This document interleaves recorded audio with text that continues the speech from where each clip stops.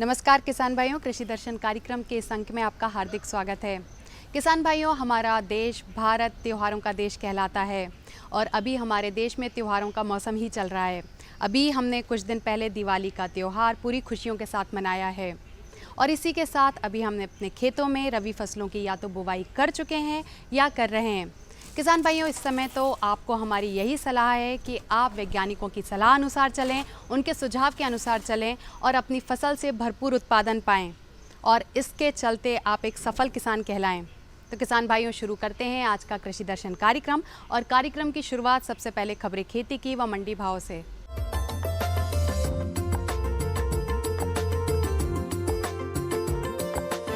नमस्कार किसान भाइयों, खबरें खेती की में आपका स्वागत है। आइए सबसे पहले देखते हैं कृषि के मुख्य समाचार। 101 लाख हेक्टेयर में बोई जाएंगी रबी फसलें, संभागीय कार्यशालाओं का आयोजन, गन्ने की उन्नत खेती, मसूर की उन्नत किस्में बोएं और पशुओं को अजीर्ण रोग से बचाएं। इस वर्ष प्रदेश में लगभग 101 से 105 लाख हेक्टेयर तक रबी फसलों की बुआई किया जाना संभावित है। प्रारंभिक रूप से गेहूं की बुआई 54,70,000 हेक्टेयर में, चना 28,60,000 हेक्टेयर, मटर 2,62,000 हेक्टेयर, मसूर 5,30,000 हेक्टेयर, सरसों तोरिया 6,79,000 हेक्टेयर, अलसी 1,65,000 हेक्टेयर में तथा गन्ना 80,000 हेक्टेयर में बोया जाना प्रस्तावित है। किसानों को खेती की उच्च तकनीकी से अवगत करवाने के लिए संभागीय स्तर पर कार्यशालाओं का आयोजन किया जा रहा है। इसके लिए संभागीय प्रशिक्षण कार्यशाला की शुरुआत भोपाल एवं नर्मदापुरम संभाग से हो गई है। कार्यशाला में कृषि वैज्ञानिक और अधिकारी फसल उत्पादन की आधुनिक उच्च तकनीक के साथ ही फसल के विभिन्न चरण में आने वाली समस्याओं के निराकरण के संबंध में प्रशिक्षण दे रहे हैं। गन्ने को रेतीली मिट्टी से भारी काली चिकनी मिट्टी जिसमें कि पर्याप्त नमी, उचित जल निकास व पोषक तत्व धारण वाली मिट्टियों में उगाया जा सकता है। गन्ने को बोने का उपयुक्त समय शीतकालीन गन्ना नवंबर तक तथा बसंतकालीन गन्ना 15 फरवरी से 15 मार्च तक उपयुक्त रहता है। बोने के पहले टुकड़ों को वीटावैक्स 1 ग्राम दवा प्रति लीटर या बाविस्टीन में 2 मिनट तक डुबोना चाहिए।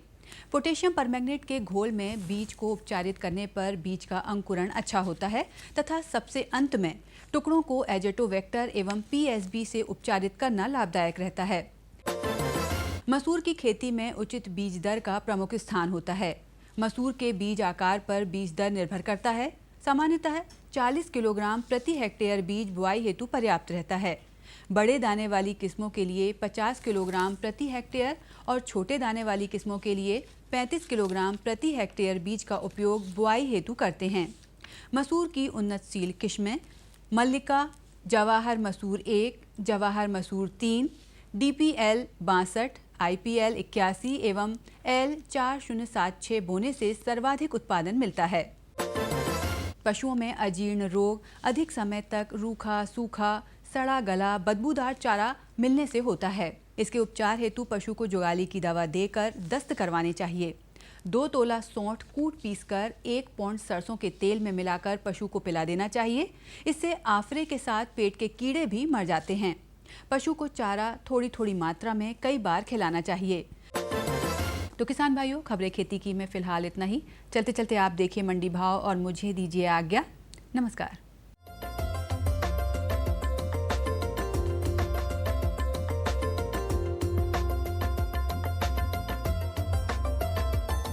कृषि मंडी में अनाज के भाव इस प्रकार हैं। मक्का आगर की मंडी में न्यूनतम भाव 1,220 रुपए प्रति क्विंटल, अधिकतम भाव 1,401 रुपए प्रति क्विंटल। बैतूल में न्यूनतम भाव 1,150 रुपए प्रति क्विंटल, अधिकतम भाव 1,350 रुपए प्रति क्विंटल। इंदौर की मंडी में मक्का का न्यूनतम भाव 1,100 रुपए प्रति क्विंटल, अधिकतम भाव 1,350 रुपए प्रति क्विंटल। खंडवा में न्यूनतम भाव 1,196 रुपए प्रति क्विंटल, अधिकतम भाव 1,333 रुपए प्रति क्विंटल। गेहूं अजयगढ़ की मंडी में गेहूं का न्यूनतम भाव 1,485 रुपए प्रति क्विंटल, अधिकतम भाव 1,550 रुपए प्रति क्विंटल। बदनावर में 1475 रुपए प्रति क्विंटल, अधिकतम भाव 2050 रुपए प्रति क्विंटल। भिंड की मंडी में गेहूं का न्यूनतम भाव 1500 रुपए प्रति क्विंटल, अधिकतम भाव 1500 रुपए प्रति क्विंटल। खरगोन में न्यूनतम भाव 1550 रुपए प्रति क्विंटल, अधिकतम भाव 1760 रुपए प्रति क्विंटल। सरसों, सागर की मंडी में सरसों का न्यूनतम भाव 3550 रुपए प्रति क्विंटल, अधिकतम भाव 3870 रुपए प्रति क्विंटल। नीमच में न्यूनतम भाव 3000 रुपए प्रति क्विंटल, अधिकतम भाव 4821 रुपए प्रति क्विंटल। अजयगढ़ की मंडी में सरसों का न्यूनतम भाव 4400 रुपए प्रति क्विंटल, अधिकतम भाव 4450 रुपए प्रति क्विंटल। मंदसौर में न्यूनतम भाव 4243 रुपए प्रति क्विंटल, अधिकतम भाव 4652 रुपए प्रति क्विंटल।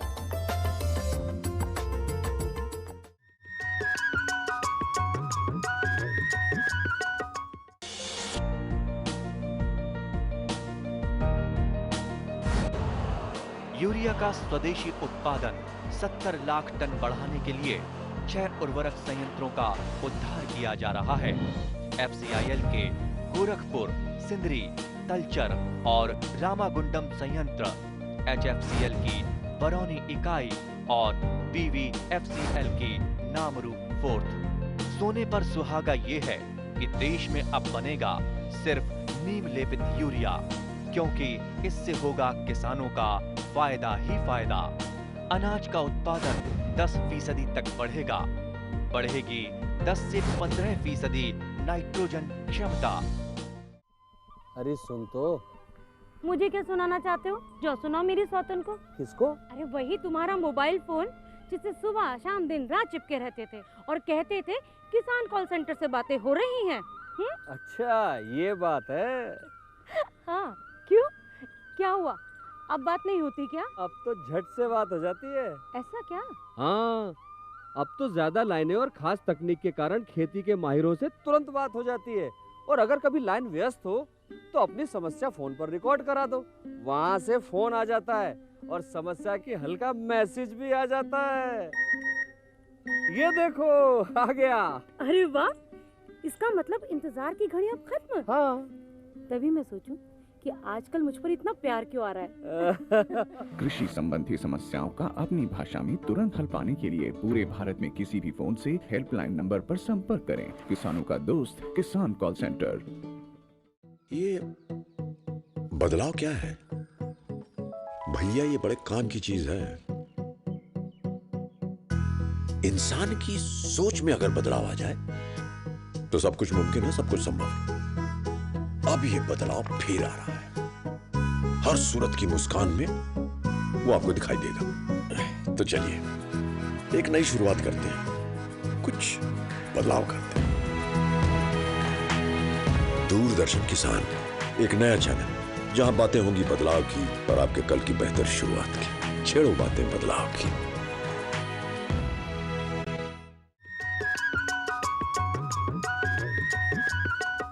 किसान भाइयों, मिट्टी ही खेत की सबसे बड़ी ज़रूरत है और अगर हम मृदा के स्वास्थ्य का ध्यान नहीं रखेंगे तो इससे हमारी उपज पर निश्चित ही प्रभाव पड़ेगा।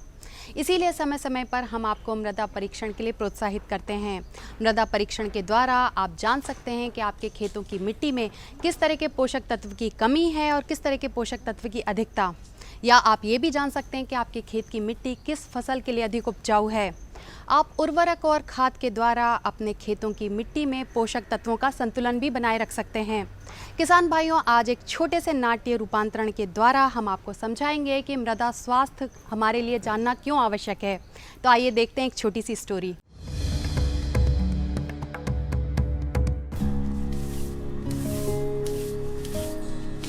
आशा, रमा को जगा ले। अपन तीनों मिलके कंडे थाप लेते हैं तो जल्दी हो जाएगा। माँ जी, जीजी तो बहुत पहले ही जग गई थी। अभी शायद अम्मा, रमा तो तभी जाग गई थी जब कॉलेज पढ़ने गई थी। जीजी, मेरे कहने का वो मतलब नहीं था।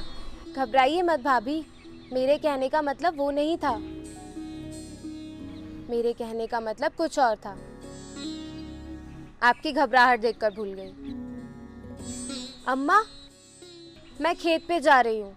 अरे इतनी सुबह खेत क्यों?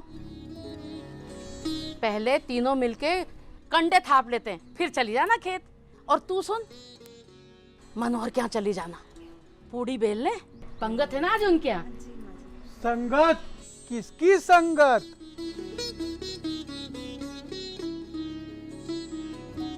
सुबह से ही कानों ने जवाब दे दिया, दिन भर चिल्लाना पड़ेगा इनके साथ। संगत नहीं, पंगत है, पंगत मनोहर के यहाँ। हाँ वही तो मैं कह रहा था, बिटिया की शादी है, न्योता भी है, पर इस बात को इतनी जोर से बोलने की क्या जरूरत है? जरूरत नहीं दद्दा, जरूरत होता है, जरूरत। हाँ वही तो मैं कह रहा था, लेकिन ये तू सुबह सुबह मैम टेम बनकर कहाँ के लिए निकली है? मैं खेत जा रही हूँ। खेत पर क्यों? पहले कंडे थाप लेते हैं ना, फिर चली जाना खेत। कंडे? आप मुझे कंडे थापने के लिए कह रहे हो अम्मा? मैं तो आपको भी ना थापने दूँ। अरे अब कंडे वंडे का जमाना गया, इससे खाद बनाइए खेतों में डालने के लिए। अरे चूल्हा क्या खाद से जलाऊंगी? अरे नहीं अम्मा, इससे गैस बनाइए, गैस से खाना, और बाद में जो सड़ा हुआ गोबर होता है ना, वो बढ़िया जैविक खाद होता है।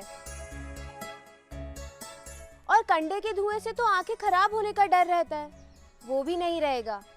क्यों भाभी, आपने भी तो गोबर गैस के बारे में पढ़ा होगा। हाँ अम्मा जी, जीजी बिल्कुल ठीक कह रही हैं। ये देखो, खरबूजे को देखकर खरबूजा रंग बदल रहा है भाई। क्यों, कंडे नहीं थापना है क्या? दिन चढ़ा आया है। अरे रमा मना कर रही है ना कंडे थापने के लिए। क्यों क्यों? वो कह रही है कि गोबर से गैस बनाओ और गैस से खाना, और फिर जो गोबर बचे ना उससे खाद बनाओ और खेत में डालो। अच्छा, तो कॉलेज जाकर प्रोफेसर बन गई है? प्रोफेसर नहीं दद्दा, प्रोफेसर होता है, प्रोफेसर। हाँ वही तो मैं कह रहा था, पर ये मास्टरी तू शादी के बाद ससुराल में जाकर करना, हमें तो ऐसे ही रहने दे। दद्दा, लड़की की शिक्षा 2 घरों को शिक्षित करती है, पहले माँ बाप के यहाँ और बाद में ससुराल में। क्यों भाभी? हाँ अम्मा जी, जीजी बिल्कुल ठीक कह रही हैं। हाँ, आशा भी तो प्रकाश को चुपचाप पढ़ा रही है भाई, लेकिन हमें तो ऐसे ही रहने दो। हाँ क्यों ऐसे ही रहने दो अम्मा? शहर में अति बुजुर्ग लोग भी समय के साथ कंप्यूटर चलाना सीख रहे हैं। आप लोग तकनीकें सीखिए, नई नई खेती की। आखिर जब सबको हासिल होगी महारत, तभी तो बनेगा भारत। महाभारत।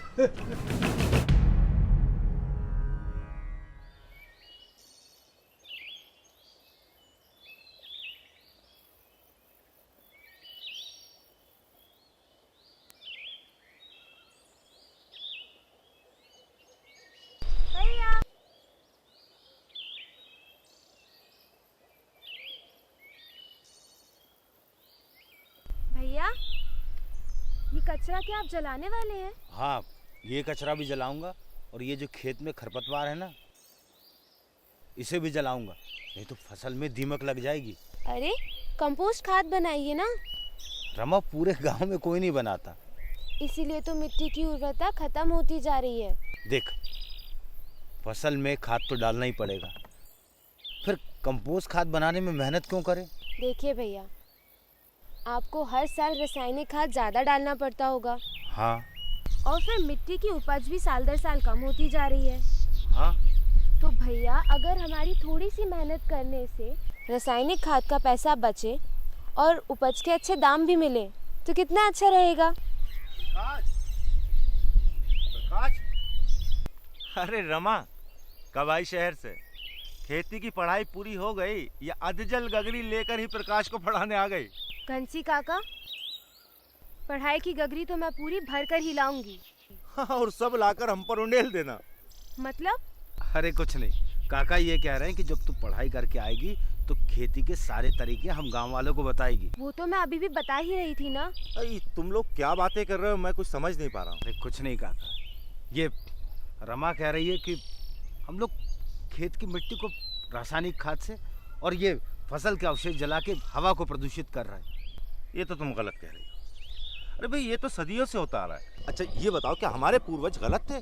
पूर्वज गलत नहीं थे, पर आप लोग जरूर गलत हैं।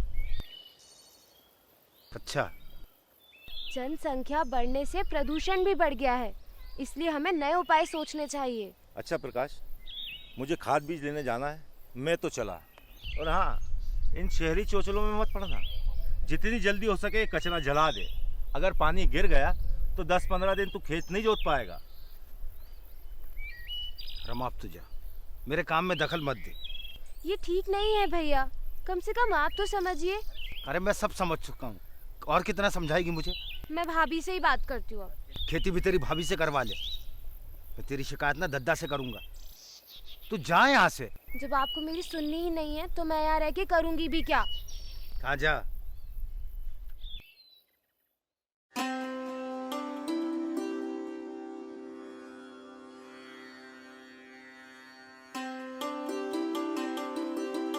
अम्मा, रमा दिखाई नहीं दे रही। वो तो खेत से लौटने के तुरंत बाद ही मनोहर के यहाँ गई है ना।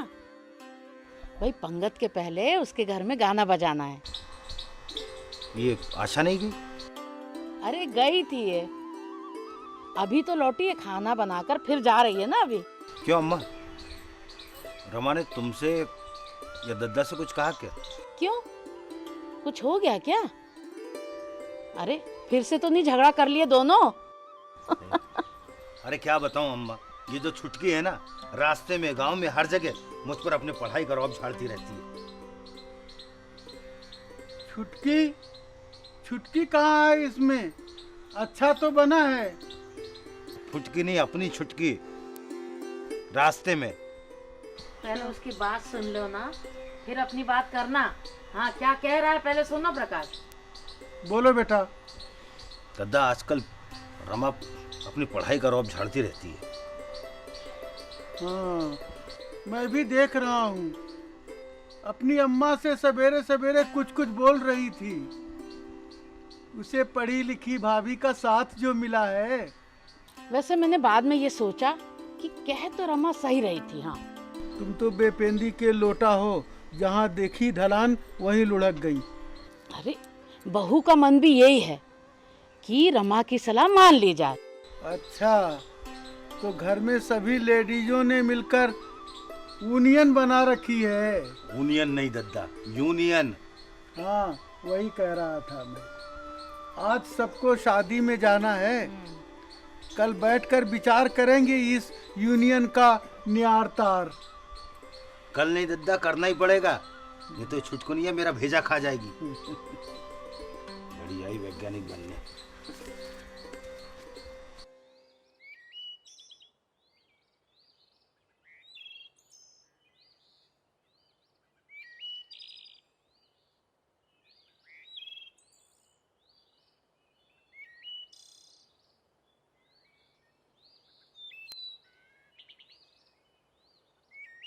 अभी तक यही कर रही हो? आज आपका मूड सुबह से ही खराब है, जीजी की वजह से। तुम्हें क्या लगता है? मुझे लगता है कि भाई बहन में इतनी नोकझोंक होनी चाहिए, इससे रिश्ते में खटास के बाद मिठास आ जाती है। रहने दे, उसने तुझे भी अपनी होशियारी में फंसा लिया है। ऐसा नहीं है, वो आपको बहुत पसंद करती है। आपको अंग्रेजी सिखाने का आइडिया भी उन्हीं का था। और क्या क्या सिखाने के लिए कहा है उसने, उस छुटकुनिया ने? अब वो मुझे सिखाएगी, अम्मा दद्दा सबको सिखाएगी। बड़ी हो गई है ना वो। इतना नाराज क्यों होते हो? वो है ही इतनी होशियार। हाँ, लाग लपेट कर बोलना नहीं जानती, इसीलिए सबको बुरा लग जाता है। अरे रहने दे, ऐसा नहीं है। वो हर जगह अपना ज्ञान बगाड़ना चाहती है। एक बार शांति से सोचो। पिछले महीने आपने ही टीवी में एक किसान को देखकर कहा था कि कोई इसका तरीका हमें सिखा दे तो हम भी लखपति बन जाएं। हाँ कहा तो था, पर वो कोई और बात थी। नहीं, यही बात थी। फर्क सिर्फ इतना है कि उस किसान ने अपनी सफलता बताई थी, तरीका नहीं। और जीजी हमें तरीका भी बताएंगी और उसे अंजाम तक भी पहुंचाएंगी। तू ऐसा कैसे कह सकती है? क्योंकि जीजी ने मुझे अपना प्रोजेक्ट बताया है। उनका प्रोजेक्ट कॉलेज में फर्स्ट आया है। सोचो, जब ये प्रोजेक्ट पूरा हो जाएगा तो आप लोग का कितना नाम होगा। और पता है, उन्होंने अपने प्रोजेक्ट का नाम आपके नाम पे रखा है, प्रकाश की नई किरण, यानी मेरे भाई का सपना।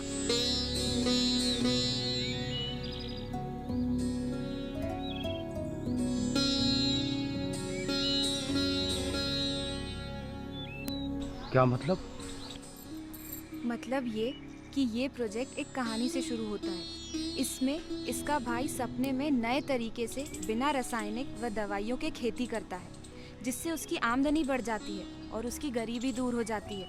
और इसके लिए उसे राष्ट्रपति से किसान शिरोमणि का पुरस्कार भी मिलता है। तो ये सब उसने मुझे क्यों नहीं बताया? क्योंकि वो आपको सरप्राइज देना चाहती थी। क्या देना चाहती थी? अरे, वो आपको चौंकाना चाहती थी, इसीलिए उसने हम सबको आपको ये सब बताने से मना किया था। हम सबको मतलब आपको, अम्मा जी को और पापा को। कल जीजी के सर आ रहे हैं इस प्रोजेक्ट के बारे में बताने के लिए। आप ऐसे ही करना जैसे आपको कुछ नहीं पता है। अरे क्यों नहीं, मुझे तूने सब कुछ तो बता दिया है, अब मैं सबको बताऊंगा, और खासकर उस घंसी काका को। अरे नहीं, प्लीज, दीदी का उत्साह कम हो जाएगा। दीदी के बारे में बड़ी पड़ी, अरे वो मेरी भी बहन है। जाता हूँ मैं। पर प्लीज बताना मत।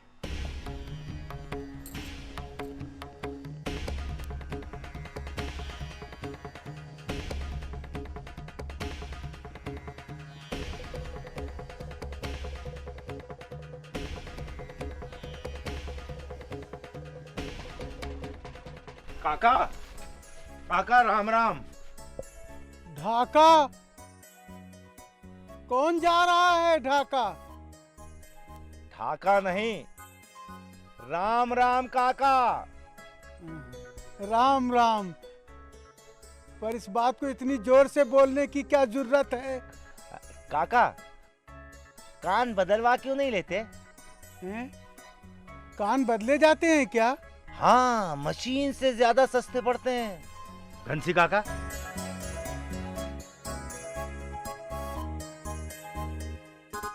आपको शर्म नहीं आती बुजुर्गों से मजाक करते हुए? अरे मजाक कहाँ, मैं तो इन्हें कान के ट्रांसप्लांट के बारे में बता रहा था। बता रहे थे? अरे मैं सब सुन रहा था। बता रहे थे, टिंगल कर रहे थे। देखो, अगर तुम्हें बुरा लगा हो तो उसके लिए सॉरी। ठीक है, क्या बोल रहे थे, बोलिए। हाँ प्रकाश, मैं ये पूछ रहा था कि रमा कुछ बताने वाली थी, तो वो कब बताएगी? दोपहर को उसके सर आएंगे, वही सब बताएंगे। तुम मुझे जरूर बुलाना, और विश्वास करो, इस बार मैं टिंगल नहीं कर रहा। हाँ ठीक है।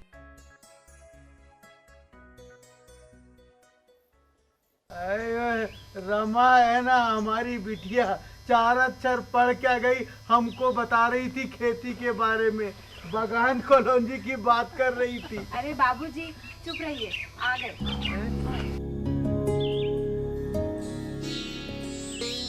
सद्दा भैया, ये मेरे सर है कौशल जी। जैविक खेती के बारे में ये हम सबको बहुत कुछ बताएंगे। लेकिन तुम तो कह रही थी कि तुम बताओगी। सर मुझसे ज्यादा अच्छे से बता सकते हैं, इसलिए।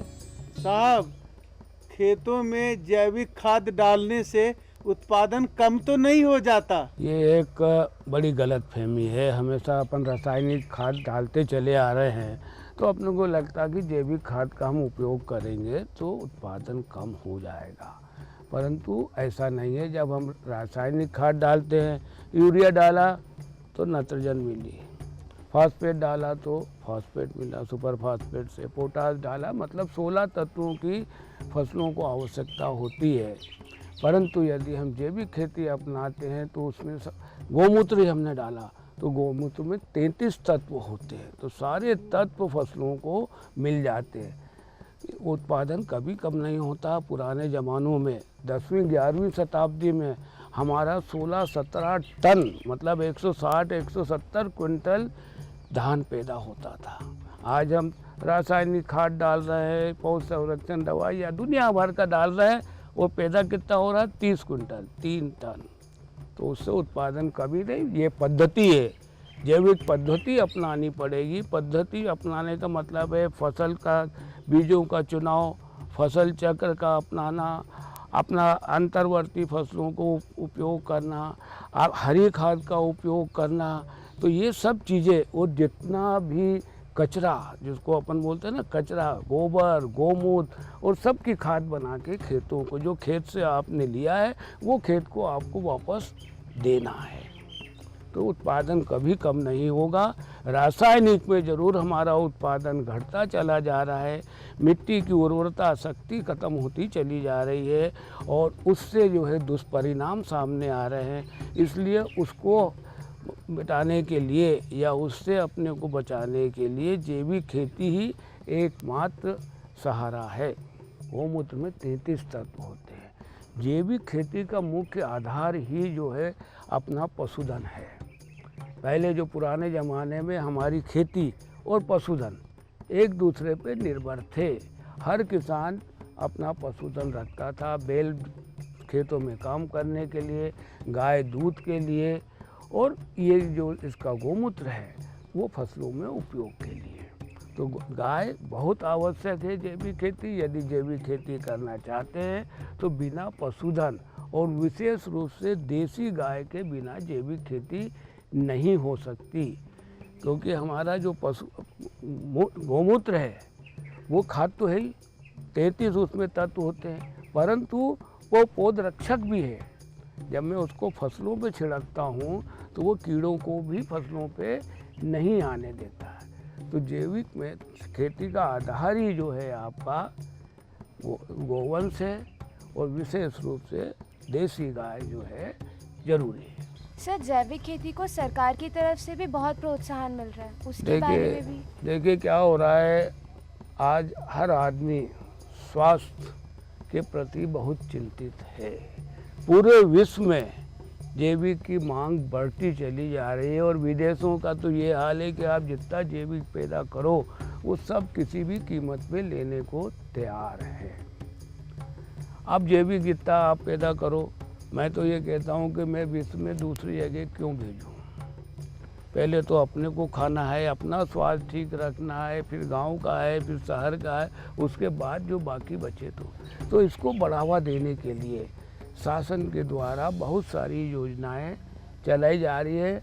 विशेष रूप से उनकी जितनी भी योजना है, खाद्यान्न उत्पादन, दलहन उत्पादन, तिलहन उत्पादन, सब योजनाओं में कृषक को मदद करने की कोशिश की गई है, जिससे कि वो अपनी जैविक खेती को आगे बढ़ा सके।